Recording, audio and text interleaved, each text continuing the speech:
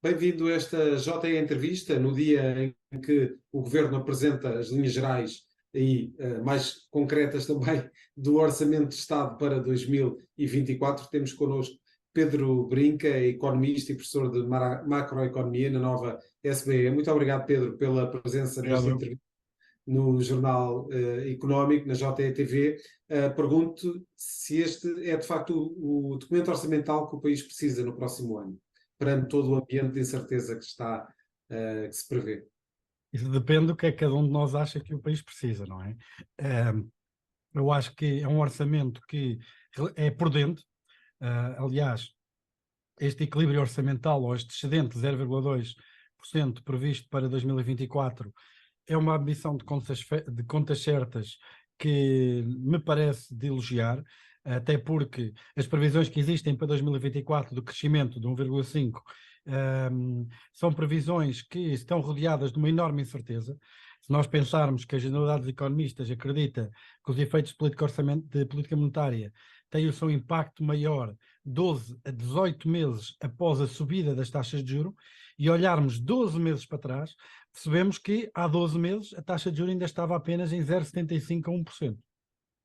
Ou seja, o grosso do impacto das políticas restritivas do BCE ainda não se sentiram na economia. Isto numa altura em que a economia portuguesa já estava a crescer zero em cadeia e a própria zona euro também estava a crescer zero em cadeia. As contas certas têm sido relativamente, eu não diria fáceis, mas obviamente foram facilitadas pelo facto de o desemprego estar em mínimos históricos, mas naturalmente se vier aí uma recessão, toda esta matemática se altera, todo este excedente depressa desaparece. Mais desemprego significa menos pessoas a gerar receita fiscal e mais pessoas a beneficiarem de apoios sociais e de transferências, e rapidamente toda esta almofada se esgota. Portugal não está em crise, estamos constantemente a falar da crise. Portugal não está em crise. Portugal cresceu em 2023 mais de 2%.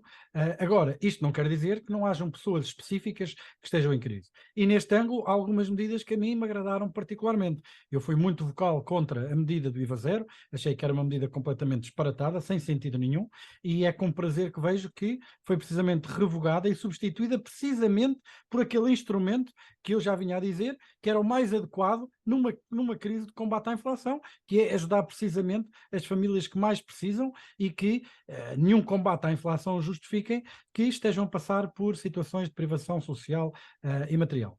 Tem outras medidas também que são de elementar justiça. A atualização das pensões dos funcionários é o governo a cumprir a lei. Ou perto disso, não estou seguro que o aumento seja exatamente igual àquilo que estava previsto em decreto-lei, mas será perto disso. Acho que isso é uma boa notícia. Os reformados, ao fim e ao cabo, são as pessoas que estão mais desprotegidas, no sentido que qualquer eventual choque de rendimento, de aumento de impostos ou de corte em termos de vencimento, são aqueles que estão mais limitados na sua capacidade de ajustar o seu comportamento produtivo, de trabalho, porque não trabalham, para poder compensar de alguma forma com fontes extras de rendimento. Por isso a mim apraz-me também que essa decisão.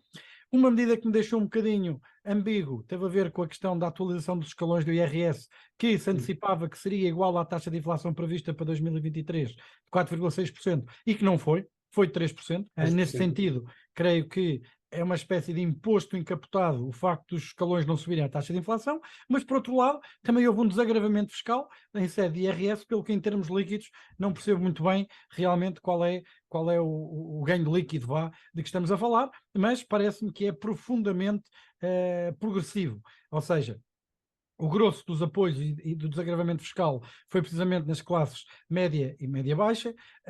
As classes altas são aquelas que não foram alvo realmente de qualquer tipo de desagravamento fiscal, por um lado, e por outro, obviamente, com a atualização dos escalões apenas 3%, significa na prática um agravamento fiscal, um aumento ainda maior da progressividade fiscal, de quem ganha mais pagar ainda mais impostos, na margem de uma situação em que Portugal já era bastante pouco competitivo antes de sequer entrarmos para a discussão deste Orçamento de Estado. E tem outras medidas também que me parecem completamente disparatadas. Esta medida de aumentar o IUC para os carros pré-2007 para financiar diminuição dos valores das portagens, quer dizer, Eu percebo que haja aqui uma certa injustiça entre quem tinha automóvel até 2007 e quem o comprou após 2007. Havia ali uma diferença muito grande em termos de tributação, porque os automóveis adquiridos até 2007 não eram taxados em função de fatores ambientais, de emissões. A partir de 2007 já era o caso, e isso marcava um agravamento em termos de imposto único de circulação enorme, de elevado montante. Percebo essa injustiça. Agora, ligar isso à diminuição das portagens é que me parece uma coisa completamente absurda e sem grande noção.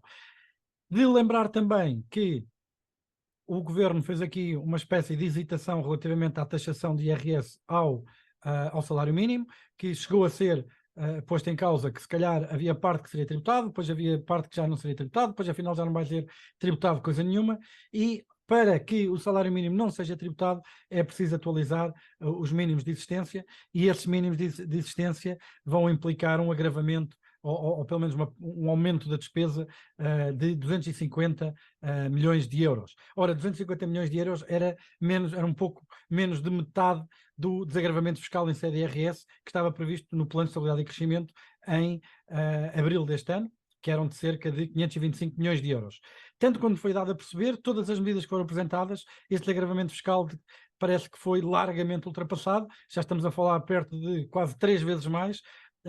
O PSD tinha proposto um desagravamento fiscal para 2024 de 1.200 milhões de euros. Com este desagravamento, que me parece que está perto dos 1.500 milhões de euros, fica a pergunta sobre de que maneira é que o PSD vai reagir, de facto, a este desagravamento fiscal, que, mais uma vez, eu volto a frisar, parece-me que está focado sobretudo nas camadas mais baixa e média dos rendimentos e que, na prática, representa, com a não atualização dos escalões, um agravamento fiscal em termos reais dos ordenados mais elevados.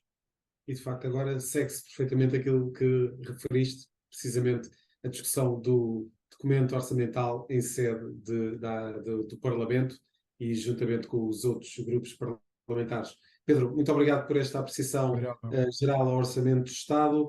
Voltarás em próximas análises relativamente a estes e outros temas. Acompanha todo o desenvolvimento do documento orçamental que o Governo apresentou esta terça-feira e acompanhe então toda essa cobertura em jornaleconómico.pt. Até à próxima.